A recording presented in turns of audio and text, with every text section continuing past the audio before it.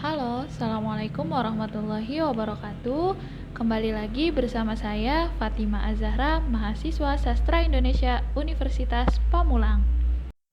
Pada video pembelajaran kali ini, kita akan membahas tentang apa itu sastra populer. Teman-teman pasti sudah tidak asing kan dengan sastra populer? Atau bahkan ada teman-teman yang belum tahu apa itu sastra populer? Kalau gitu, yuk langsung aja kita simak apa itu sastra populer. Nah, sebelum kita membahas lebih jauh apa itu sastra populer, kita harus tahu dulu nih apa itu sastra populer, bagaimana ciri-ciri sastra populer, dan contoh dari sastra populer. Nah, kita masuk pada definisi dari sastra populer. Menurut Kamus Besar Bahasa Indonesia, sastra populer adalah karya sastra yang cenderung menggunakan bahasa sehari-hari di kalangan remaja. Karya sastra ini sering disebut karya pop. Sedangkan menurut Nurgiantoro, sastra populer adalah sastra yang populer pada masanya dan banyak pembacanya, khususnya pembaca di kalangan remaja. Karya sastra populer tidak menampilkan permasalahan hidup secara intens. Sebab, jika sastra populer menampilkan permasalahan hidup yang intens atau berat, maka karya sastra ini akan berubah menjadi karya sastra serius. Jadi, dapat kita simpulkan bahwa sastra populer adalah sastra yang diterima oleh masyarakat secara luas, kemudian dikonsumsi banyak oleh masyarakat tersebut. Jika dilihat dari jumlah penjualannya, umumnya sastra ini bersifat artifikal atau sementara. Sastra populer juga dianggap memiliki esensi yang lebih rendah daripada sastra non-populer dan dianggap tidak memiliki keindahan dari segi makna karena disampaikan dengan jelas dan tidak berbelit-belit, tidak seperti sastra serius karena mementingkan target pasar. Yang selanjutnya, apa aja sih ciri-ciri dari karya sastra populer itu? Ciri yang pertama adalah tidak terlalu serius. Maksudnya, isi dari karya sastra populer tidaklah terlalu serius seperti karya sastra di era Balai Pustaka. Salah satu jenis karya sastra populer yang tidak serius yaitu Ten Lit yang berisi tentang kisah percintaan para remaja. Ciri yang kedua yaitu banyak dikritik.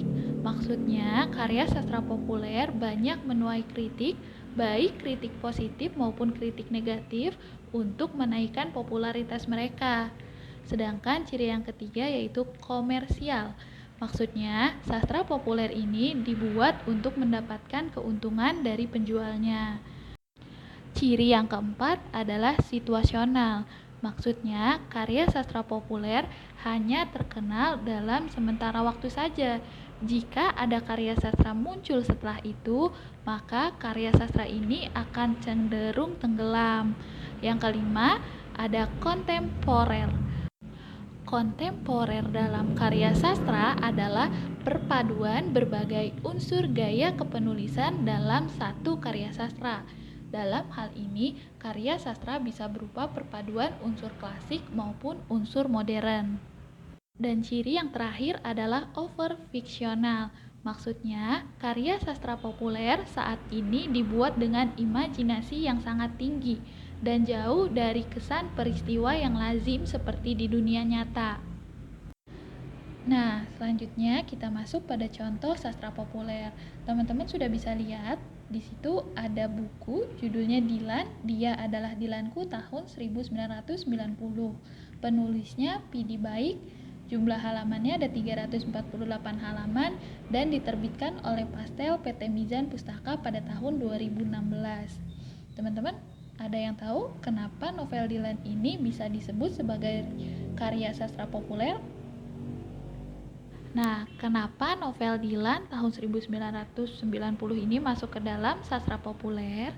Karena isi dari novel Dilan ini memenuhi dari ciri-ciri karya sastra populer yang sudah kita sebutkan tadi. Ya, benar banget, karya sastranya tidak serius, terus banyak dikritik. Tujuan dibuatnya adalah untuk komersial, terus situasional, kontemporer juga, dan over fiksional juga. Jadi itu alasannya kenapa novel Dylan masuk ke dalam karya sastra populer. Untuk selanjutnya, teman-teman bisa lihat di situ ada 2 novel. Yang pertama, novel Layangan Putus karya Mom ASF.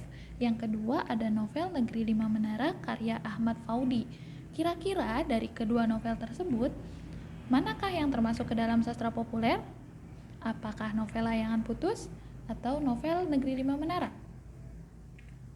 Oke, jawabannya dua-duanya masuk ke dalam karya sastra populer. Kenapa?